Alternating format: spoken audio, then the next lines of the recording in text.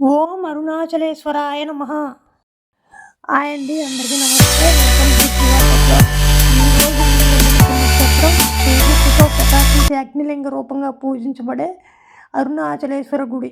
ఇది తిరువన్నామలై అనగానే మనసు భక్తితో నిండిపోతుంది. ఈ అద్భుతమైన యాత్రను మీరు కూడా అనుభవించండి.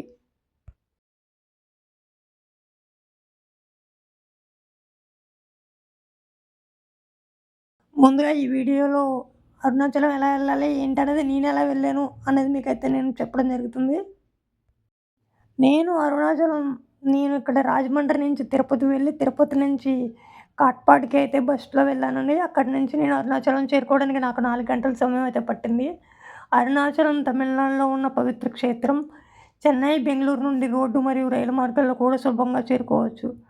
ప్రయాణంలో కనిపించే పచ్చని కొండలు, నడి రోడ్డులోని చిన్న గుడులు ఇవన్నీ స్వామివారి పిలుపులాగానే కనిపిస్తాయి.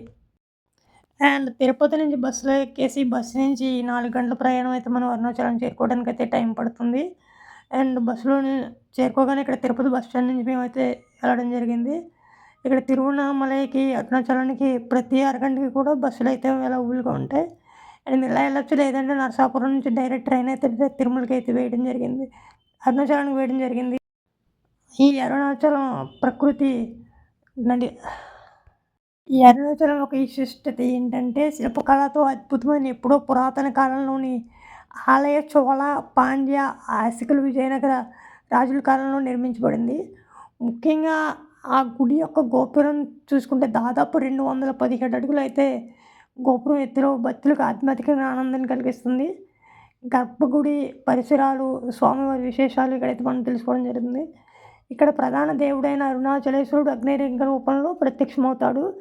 ఇతని అర్ధాంగి కానీ ఇక్కడ స్వామి శివలింగ రూపంలో కాకుండా ఒక కొండ రూపంలో కూడా భక్తులకు పూజిస్తారు. అదే అరుణాచల పర్వతం. మనం గిరి ప్రదక్షిణ కూడా ఈ అరుణాచల పర్వతం చుట్టూనే స్టార్ట్ చేస్తాం.